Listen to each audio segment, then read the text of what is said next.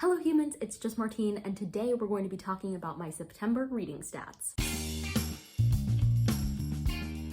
September was a pretty good reading month for me. I read for a total of 122 hours according to Bookly, with a whopping total of 11,011 pages. That's a very satisfying number. It's the same forwards and backwards. Overall, I'm quite pleased with that. I did put a big focus on reading books for the 12 TBRs in this past month, and I definitely focused on physical books because of the 75 hard reading challenge, so I'm interested to see what my stats say in regards to all of that. For some overall stats, I read 36 books, and although Bookly says I had this nice number of 11,011 pages, across those 36 books, there was a total of 12,348 pages, which means that if I had read all of every one of these books within the month of September, I would have had an average pages per day of 411.6, and my average page count per book was 343 even. So let's get into some fun graphs, shall we? Okay, first up we have genre. I think this is pretty interesting this month. I usually don't have these really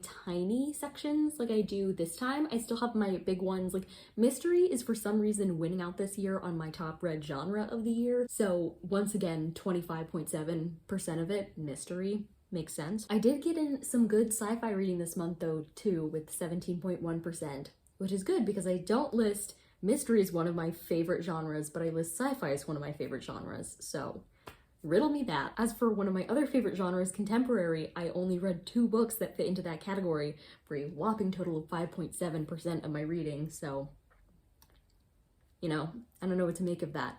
It's just of note. I also read plenty of romance, lots of fantasy, probably because I was reading lots of books from series, as you'll see, and I find that a lot of books in series are fantasy. And then my 4 adventure books, so those are my typical Magic Treehouse books, 1 thriller, 1 nonfiction, and 1 classic.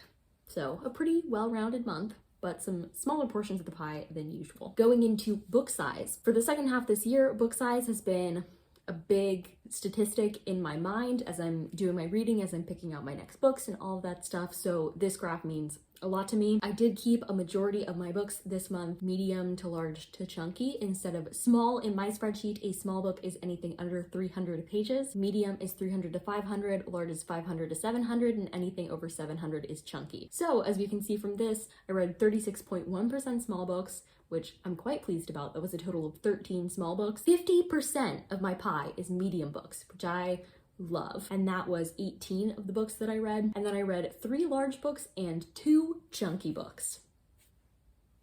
So go me, getting some chunksters in. I'm proud of that. Happy with that, as it were. If you were curious where that's landing my yearly stats, currently, although I have already read 1 book in October, my yearly stats is sitting at 45.4% small, which is great because a couple months ago it was over 50%. So I've really done a great job with that. I would also just like to toot my own horn and say that I've read at least 5 books over 700 pages and at least 23 books over 500 pages so far this year, so winning. Okay, next we have star ratings. And this one's actually pretty interesting because usually my star ratings favor the higher end of the spectrum, and that's still technically true.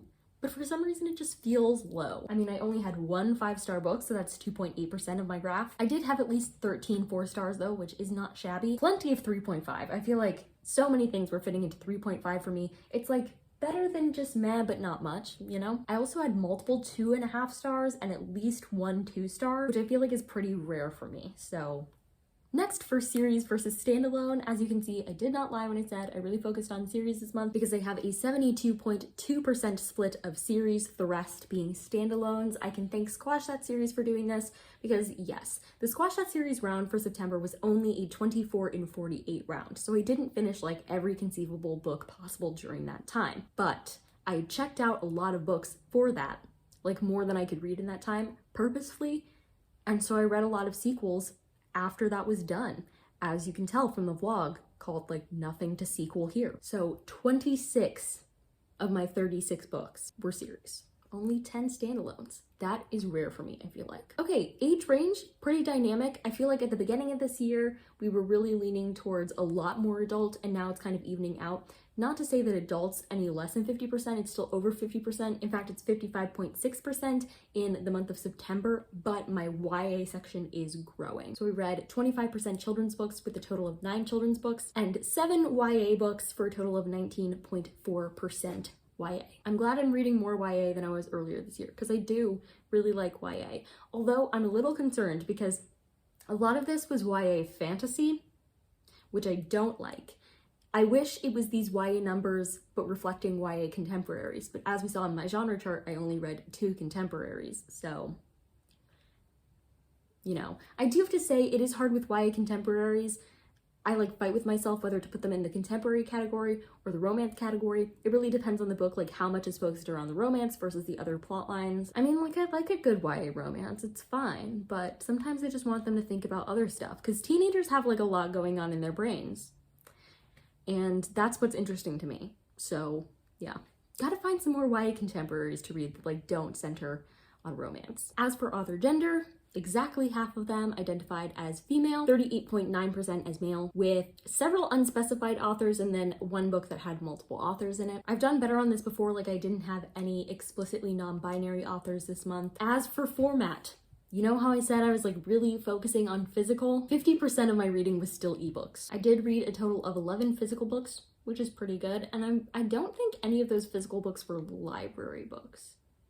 I could be wrong, but I don't think I am. So that's like 11 physical owned books. No, I was lying to you because in a later graph, you'll see what I'm talking about later. But most of them were physical owned books. Whereas usually when I have a larger physical category, it's physical library books. So that is of note to me. I also read 6 audiobooks. Most of those were during Squash That Series 24 and 48 or while I was falling asleep. I generally don't listen to audiobooks otherwise, like unless I'm in the middle of a big readathon that I really want to read as many books as possible for, or if I'm falling asleep, because that's how I fall asleep, is listening to audiobooks. And then one I read both with my eyeballs and my earballs, as it were, so mixed media. For publication date, per usual, we have a lot of backlist, but also at least 5 new releases, which is really exciting. Several of those were ARCs, so there's a NetGalley vlog coming to you soon, and then 6 of them that were released last year, which again is not too shabby. As a person who doesn't keep up with new releases, like, I won't lie, these numbers are pretty good. It's been pretty consistent across the year, I think,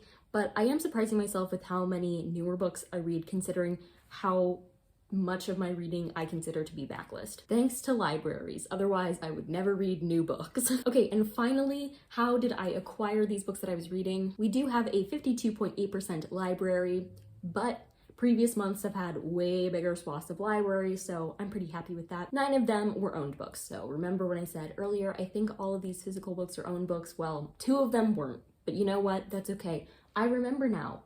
One of them, you'll see it in this chart. I've read 1 book, 2.8%, that is other. My major professor lent me a book, a fun book to read, so I did. So that was a physical book that I read that was not a library book, but also not an owned book. I read 3 NetGalley books. It's pretty good. All 3 for one vlog, so I made a whole NetGalley vlog this month.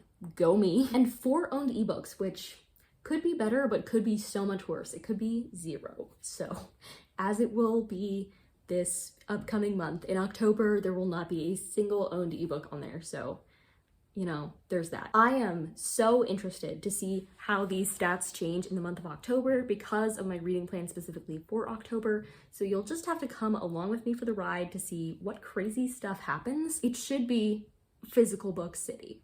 It really should be. So I guess we'll see. But if you like this video, go ahead and give it a big thumbs up and comment down below how was your reading month in September and how was the start of your October reading month, and subscribe for more reading, writing, and college lifestyle content. And until next time, bye humans, bye!